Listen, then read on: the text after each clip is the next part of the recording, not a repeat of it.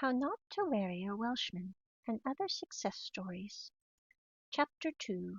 The Two-Way Street Paradox, in which Good and Ready, Dinmum's young, chosen family, reviews Dinmum's concise romantic history and explains the two-way street paradox in regard to hard-run sovereignty. Dinmum had tried dating in much the same tentative manner that certain individuals try skiing or snowboarding, and much like those unfortunate winter sports enthusiasts who return from the slopes with severely sprained ankles and an ironclad vow to never strap themselves to a piece of fiberglass again, she had, for all practical intents and purposes, abandoned the enterprise entirely by the time we meet her doing the immigration dance in Chapter 1. Her friends and acquaintances found it unequivocally odd that she remained proverbially single. In fact, when she eventually left her position at a local school to return to university to finish her degree, a widespread rumor circulated that she was relocating for a boyfriend in Chiang Mai. This was a fascinating piece of fiction, considering Dinmum had never physically set foot in Chiang Mai at that point, let alone possessed an acquaintance of any romantic configuration there. She had simply been solo for years. The few times she had actively or briefly attempted the dating ritual, the logistics had gone awry far too spectacularly to justify the energy expenditure. As a close friend had once astutely summarized, she does not do stuff that is vastly uncomfortable, and initially dating is usually vastly uncomfortable, ergo she does not date. While this diagnosis was perhaps an oversimplification, it was empirically accurate. Dinmum had spent the entire first 30 years of her life existing in a state of extreme prolonged uncomfortability, not related to dating, but to AWOL family situations. Having finally escaped that systematic reality, she saw absolutely no logical point in continuing down that particular rut once she was free to choose a different path. Her peace was a sovereign territory, and she had no intention of letting a doofus cross the border. Dating was, in Dinmum's documented experience, an incredibly arduous affair filled with humans who became steadily more doofy the longer you were around them, not less so. By the point in time we meet her at the immigration counter, her historical data pool was remarkably concise. She had dated precisely 5 people in the whole of her life. Not a single one of these trial ones had managed to survive past the 3-date mark or a duration of longer than 4 weeks. Granted, in every single case, it was Dinmum who had politely yet firmly declined all future outings. She had been forced to conclude, with a sort of detached clinical clarity, that she had apparently viewed the entire concept of human relationships, romantically speaking, far differently than the vast majority of the population. Dinmum was not a picky person in the least when it came to the initial decision to date. She simply possessed a vastly different paradigm than the public square. She found that while she chose to date people for who she genuinely believed them to be, which admittedly was sometimes an idealized hologram they projected rather than the reality, most people seemed to date for what they thought they could turn a person into. It never naturally occurred to Dinmum to demand that someone alter their fundamental architecture. She liked people as they were. If she discovered she didn't like people as they were, she preferred to freely dissolve the situation rather than embark on a campaign to remodel their personality. Unfortunately, this respect for personal borders was rarely mutual. In her brief excursions into the dating pool, she discovered that by the second or third outing, most men invariably demanded 2 things. First, they wanted a firm guarantee of biological children.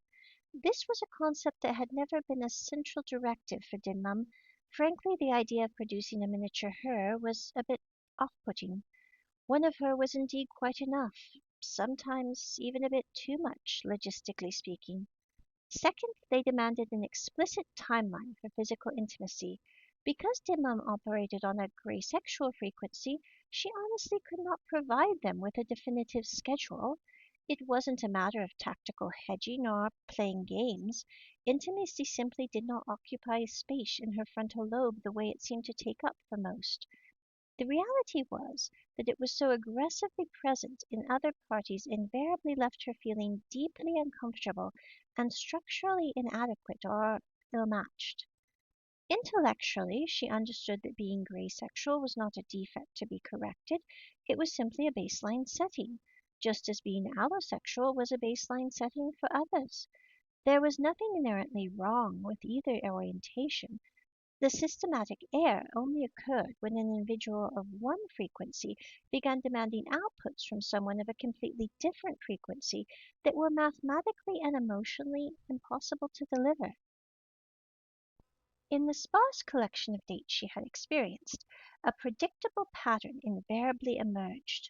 The other party would routinely declare how much they admired her strength, her absolute independence, and her quiet drive. They would then state with a staggering lack of awareness that they were willing to settle for her based on these traits, despite their voiced disappointment regarding her gray sexuality and her complete inability to promise them biological heirs. They would also invariably and grumpily complain that they didn't understand why she was even with them, since she clearly didn't need them for anything. In making this accusation, they conveniently forgot the one or two instances when she actually had asked for a basic courtesy, such as picking her up for a date because they were already nearby. Yet when they proved entirely unable to arrive within a 40-minute window, she logically concluded it was best not to rely on them. The failure of proving dependable led to an independence loop. It reinforced Dim Mum's belief that independence was a necessity, even or especially in a relationship. It also reinforced her ex's belief that if she could just handle everything on her own, so why bother? Bugger it. However, this independence loop was inevitably structured into the two-way street paradox. If a partnership could not function as a two-way street where one could depend on the person the way they obviously came to depend on you, then it didn't need to be a street at all, did it? It was at this exact juncture in the conversation, when the two-way street paradox arose, that Dim Mum's Crawley-like precision would quietly take the wheel. She would politely, elegantly walk away. Her parting thesis was always simple. No one in this life should ever have to settle. She genuinely wished the other party the absolute best, harboring a sincere hope that they would find precisely the configuration of person they were looking for elsewhere. Din Mum firmly believed that we should never choose a partner out of codependent necessity. One should not build a life for someone because they need them, or because the other person needs to be rescued. Rather, a true partnership should exist solely because two people want to be together so much more than they want to be apart, to such a degree that the alternative becomes a nearly impossible to fathom. Furthermore, she held an ironclad rule that a union must actively make the world a better, more luminous place than it would be if both parties remained separate, because if that is not the case, what the bloody hell is the point? Thus, by fiercely refusing to become someone else's compromise, she was seamlessly refused to compromise her own hard-won sovereignty.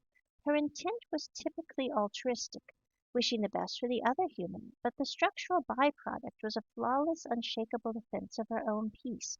It left her life entirely intact, even if a bit lonely, while the other parties were left utterly baffled. They simply couldn't fathom a woman who refused to let them shape her into their ideal, or at the very least bear them half a dozen children while maintaining 3 jobs over a span of a decade. Women and their damn independence. The very idea. You offer them the world, or at least half a dozen children within a set time frame, and they decline. Unconscionable.